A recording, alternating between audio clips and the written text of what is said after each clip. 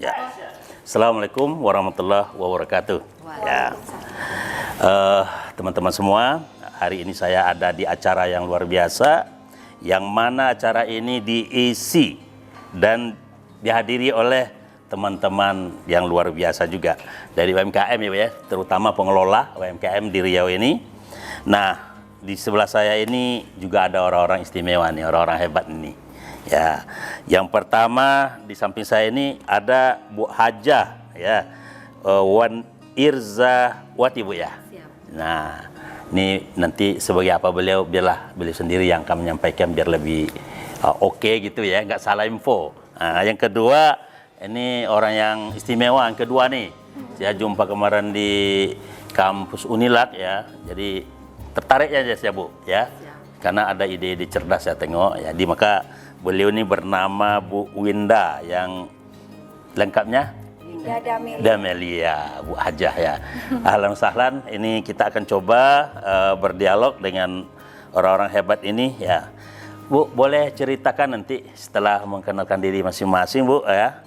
Ya, terutama yang kita lihat di ruang ini, kira-kira bisa Ibu jelaskan supaya bisa dirasakan auranya dan kehebatannya oleh masyarakat Bu. Ya, ya, ya silakan Bu.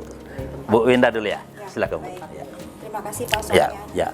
Sebenarnya ini luar biasa ya, buat saya ini suatu kehormatan Bapak bisa hadir di sini, karena momen-momen seperti inilah yang bisa kita manfaatkan untuk mempromosikan program CSR-nya PT Pertamina Hulu Rokan. Sebelumnya saya ingin memperkenalkan diri terlebih dahulu Pak. Nama saya Winda Damelia, saya adalah Senior Analis Social Performance di bagian namanya Corporate Affairs Pak. Jadi Corporate Affairs itu ada terbagi beberapa divisi. Nah, salah satunya adalah divisi CSR. Nah, saya itu bekerja untuk divisi CSR.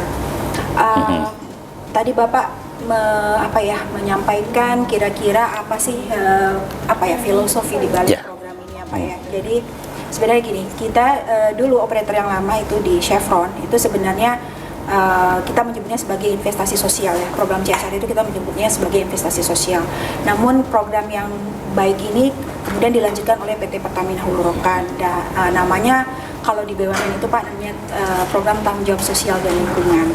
Nah, program TJSL itu terbagi beberapa pilar. Jadi ada pemberdayaan ekonomi, kesehatan, pendidikan dan juga lingkungan. Nah, khusus untuk UMKM ini itu berada di bawah pilar pemberdayaan ekonomi. Nah, ada sebenarnya banyak lagi program pemberdayaan ekonomi selain ini, seperti misalnya ada kita memberikan pelatihan vokasi kepada masyarakat atau pemuda putus sekolah di sekitar wilayah operasi. Kemudian juga kita membina desa wisata Pak, desa wisata di Riau itu tahun ini kita ada membina sekitar 4 lokus Pak, di Kampung Patin, di Kampung Bandar, di Pekanbaru, di Rupat, di Bengkalis dan juga di Pulau Belimbing masih di Kampar juga Pak. Nah, kenapa UMKM? UMKM itu adalah penopang perekonomian negara, walaupun pada saat krisis ataupun pada saat pandemi 2 tahun yang lalu, itu UMKM masih tetap bisa bertahan. Nah, pada awalnya itu di tahun 2020 awal itu kami, pada saat itu masih operator yang lama ya Pak ya, kami menerima proposal usulan program itu dari Lembaga Adat Melayu Riau pada saat itu masih yang lama ya Pak ya. Kemudian kami melihat wah kenapa tidak gitu, karena selama ini kan peran dari Lembaga Adat Melayu Riau itu kan memang seyogianya awalnya lebih kepada kebudayaan gitu ya, tapi kita melihat juga kenapa tidak gitu ya, sebuah lembaga yang besar ini bisa juga membantu perekonomian masyarakat. Nah, pada saat itu karena terjadi seperti simbiosis mutualisme ya Pak, pada saat itu operator yang lama menyambut baik proposal tersebut, kemudian dibangunlah gedung ini.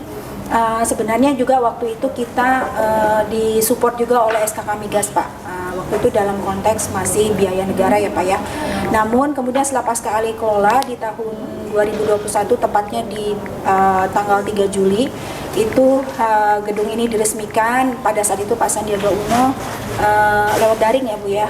Nah itu gedung ini diresmikan. tidak hanya gedung Pak, tapi PHR juga memberikan bantuan peralatan dan juga yang paling penting adalah pelatihan Pak. Pelatihannya itu lebih kepada peningkatan kualitas sumber daya manusia. Nah, sejalan dengan itu beberapa perubahan yang signifikan terjadi Pak ya. Padahal waktu itu masih di zaman pandemi, tapi awalnya itu masih mungkin sekitar 20 UMKM yang kita bina ya Bu ya. Kemudian kerjasama dengan Ibu Irza yang pada saat itu ditunjuk sebagai pengelola gerai ini luar biasa Pak. Sebenarnya sepak terjang dari Bu Irza ini. Jadi Bu Irza itu cukup agresif Pak, mengejar bola ke masing-masing kabupaten karena kita konsepnya kan adalah menjual dan mendisplay produk-produk UMKM dari 12 kabupaten kota. Nah, kemudian kita melihatnya dari PHR tidak berhenti sampai di situ saja Pak. Mengejar bola sampai ke kabupaten pun itu belum menyelesaikan masalah gitu. Tapi kita kembali lagi kepada konsep dasar. Sebenarnya apabila kita membina melaksanakan suatu program, khususnya membina sebuah kelompok, sebenarnya harus dari perusahaannya itu sendiri yang memberikan men-trigger gitu Pak, untuk itu bisa berkembang. Nah, sehingga kita mulailah pada saat yang waktu itu masih awal sekali dan masih pemula, itu kita melihat peluang-peluang produk-produk UMKM ini kita sendiri yang membeli Pak, terlebih dahulu PT Pertamina Hurakan. Kemudian juga sejalan dengan waktu kita bekerja sama juga dengan Fakultas Sains dan Teknologi UIN Suska, itu khususnya untuk mengembangkan yang namanya platform digital bukan hanya untuk memasarkan Pak, tapi mulai dari kita mengontrol inventorinya, kemudian sampai ke pembayaran itu diciptakanlah suatu aplikasi oleh Fakultas Sains dan Teknologi UIN Suska yang insya Allah kalau tidak ada halangan akhir tahun ini atau awal tahun depan ya Bu Irza ya, itu akan di launching. Dengan adanya aplikasi itu kita sebutnya sebagai UMKM 4.0. Jadi itu memang pola kerjasama yang kita terapkan Pak, tidak hanya untuk program ini tapi juga untuk semua program tanggung jawab sosial dan lingkungan kita. Nah, hingga saat ini banyak sekali pencapaian yang sudah dilakukan ya oleh Sentra Budaya dan Ekonomi Kreatif Melayu Riau ini, diantaranya tentunya penjualan produk dan banyak sekali UMKM yang tadi Ibu Irza juga sudah sampaikan itu sekitar 600 ya Bu ya, 75% adalah perempuan dan kita mempunyai satu kelompok sekolah luar biasa Pak, difabel. Nah, itu produknya itu adalah batik. Hingga saat ini batik dari kelompok sekolah luar biasa itu sangat diminati Pak, dan paling banyak mengisi produk-produk goodie bag kita. Selain penjualan, kita juga melakukan pameran-pameran Pak. Ini bagian dari mempromosikan Sentra Budaya dan Ekonomi Kreatif Melayu Riau, dan sentra ini paling banyak diminta untuk mengisi pameran oleh SKK Migas, dan juga yang terakhir itu IPA ya. Itu IPA itu adalah event di mana semua perusahaan-perusahaan migas itu melakukan pameran. Namun biasanya mereka juga melakukan pameran untuk program-program CSR-nya. Nah, kemarin itu terakhir Ibu Irza di Jakarta ya Bu ya, itu cukup banyak, dan sehingga makin kesini itu Sentra Budaya dan Ekonomi Kreatif Melayu Riau alhamdulillah cukup dikenal. Tidak hanya tidak hanya SKK Migas di sini atau perusahaan-perusahaan yang ada di sini, tapi juga karena sudah sering mengikuti pameran di Jakarta itu makin terkenal. Kemudian selain itu kita juga yang saya sampaikan tadi Pak, kita berusaha dari Pertamina Hurakannya sendiri mengambil produk-produk mewajibkan gitu ya. Misalnya departemen lain yang akan mengadakan acara, pameran ataupun meeting itu apabila ingin memberikan souvenir, cenderamata atau mengambil seragam itu kita himbau untuk mengambil dari gerai, dan alhamdulillah sudah banyak nih yang udah mulai mengenal. Itu tadi awalnya itu dari pameran ya, ikut pameran misalnya dari Pertamina di anak perusahaan yang lain seperti itu Pak, sudah banyak sekali permintaan. Kemudian selain itu kita juga ada ini juga Pak, di sebelah itu ada ruangan yang bisa kita pakai untuk pertemuan Pak. Jadi seperti contohnya saya Pak, kalau misalnya saya melakukan pertemuan dengan pemangku kepentingan yang lain, tidak hanya dalam konteks UMKM, itu selalu saya rujuk ke sini. Gitu. Berupa bisa disewa ya, apa gitu maksudnya? Bisa disewa, biasanya nggak disewa sih Pak, gratiskan saja gratis, kalau yang ya? pemangku kepentingan kita ya Pak ya. tapi makanan dan minumannya itu kita ambil dari produk UMKM seperti itu. Jadi sebenarnya fungsinya banyak ya Pak. Selain membantu UMKM-nya sendiri, kita juga mempromosikan sentra ya, gitu. Jadi memang kita melakukan intervensinya itu cukup komprehensif Pak, dari semua dari semua angle lah ya Pak. Oke. Kita berusaha bagaimana caranya supaya UMKM kita di Riau ini bisa maju Pak. Jadi kita memang benar-benar sebisa mungkin tidak hanya di atas kertas Pak atau teori. Saya secara pribadi sering sekali memang langsung memantau, karena memang ini bagian dari tanggung jawab saya juga, dan memang saya suka juga Pak gitu. Okay. Jadi memang kadang-kadang kalau pekerjaan itu kita suka, itu biasanya itu akan maksimal ya Pak ya. Oke. Baik Bu, makasih.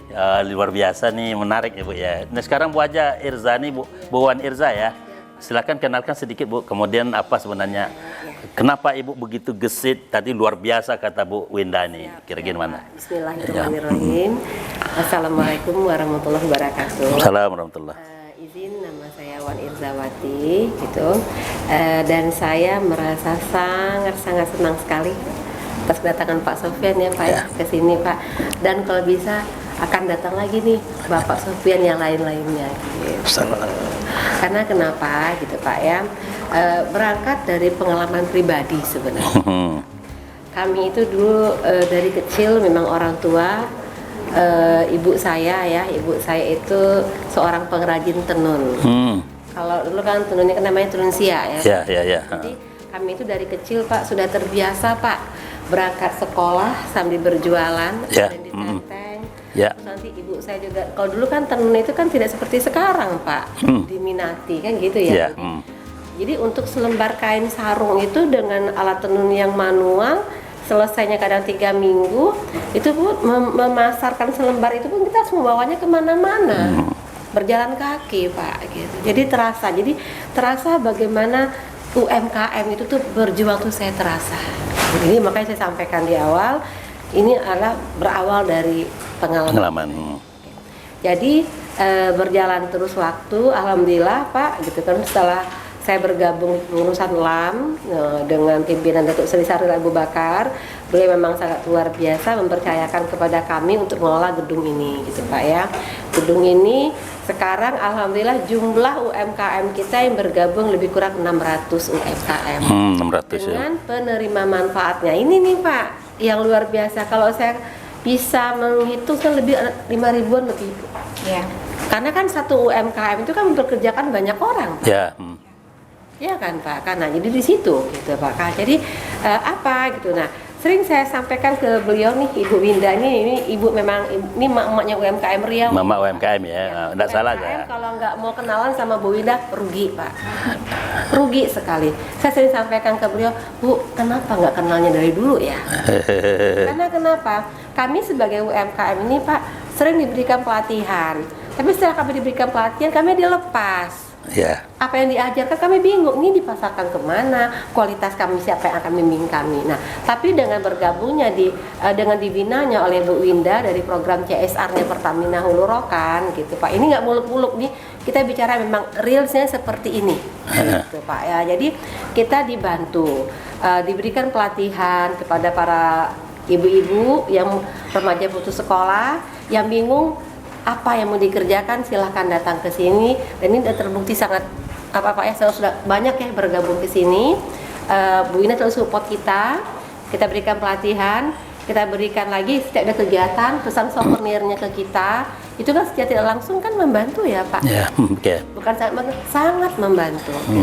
Nah jadi di sini bukan hanya bikin souvenir, makanan ringan, itu semuanya ada Pak di sini. Kita lengkap di sini Pak, frozennya ada, krianya ada gitu.